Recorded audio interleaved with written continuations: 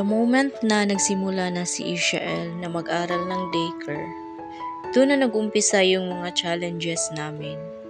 Unang pasok ni Ishael sa daycare ay nag-tantrums talaga si Ishael at ayaw niyang sumunod sa teacher. Dahil nga merong disability si Ishael, hindi siya pwedeng iwan, dapat nandoon lang ako. At bilang first time sa mga ganito na sitwasyon, wala talaga akong alam kung paano i-handle sila. Sinabi sa akin nung teacher na dapat na ipa-therapy si Ishael. Pero during that time ay hindi naman ganun kami kayaman kaya hindi namin ma-afford. Kasi nagkakahalaga ito ng 900 per session at nire-require nila na twice a week ang therapy tapos 1 hour a day lang. Masasabi ko talaga na mahal si Ishael ng Panginoon, mahal ng Panginoon yung pamilya namin.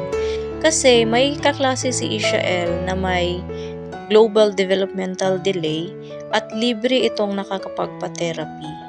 Nagtanong yung teacher kung saan ito at doon nga ito sa LCP.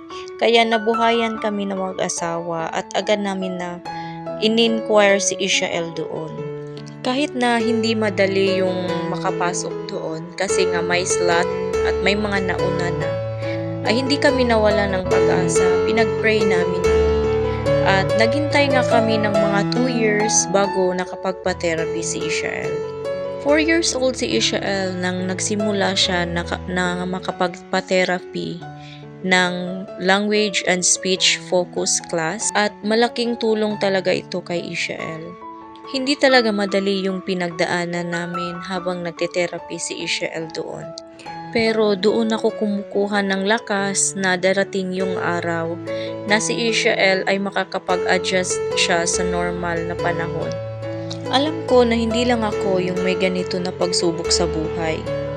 Magtiwala lang tayo sa taas.